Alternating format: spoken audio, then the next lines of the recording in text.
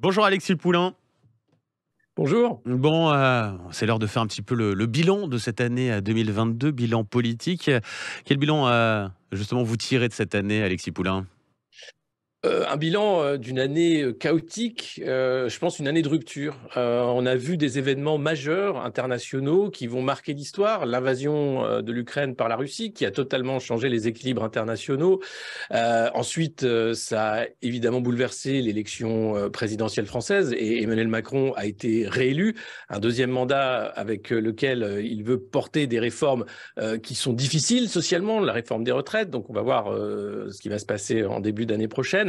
Mmh. Et puis, une année économiquement fébrile avec l'inflation, un début de récession, des banques centrales qui ne savent plus quoi faire pour contrôler cette inflation et le risque de voir l'économie mondiale décrocher. Donc vraiment, pour moi, 2022 a été une année de rupture, sans doute provoquée aussi par l'année 2020 et la crise Covid qui a déjà Ouais. porté un coup à l'économie mondiale. Donc on voit bien qu'il y a là des équilibres qui sont en train de se refaire, à la fois d'alliances internationales, de positions entre la Chine, les États-Unis, position des grands empires, de force, et puis la question bien sûr de la France et de l'Europe. Alors pour le moment, la France essaye de faire croire que tout va mieux en France grâce à la politique du chèque cadeau, chèque à la Mmh. pompe, chèque pour pouvoir se déplacer, pour pouvoir consommer, etc.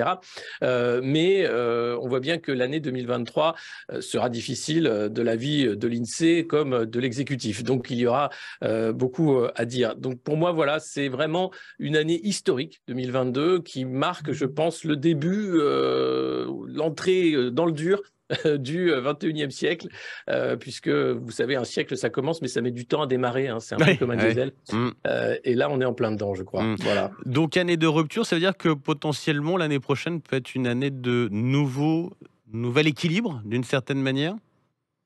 Est-ce qu'on De aura chaos appris aggravé. de nos leçons ou pas? Ou alors ça sera aggravé? Oui, c'est toute Non, la je pense question. pas. On voit de toute façon cette fin d'année tout s'accélérer, à la fois avec les élections de midterms qui font qu'il y aura aussi là une nouvel équilibre Mmh. aux Aux États-Unis des États-Unis. Mmh. pouvoirs, la guerre en Ukraine qui dure et qui va sans doute dépasser l'année, donc Mmh. voilà, qui pourrait là dégénérer vers quelque chose de beaucoup plus grave.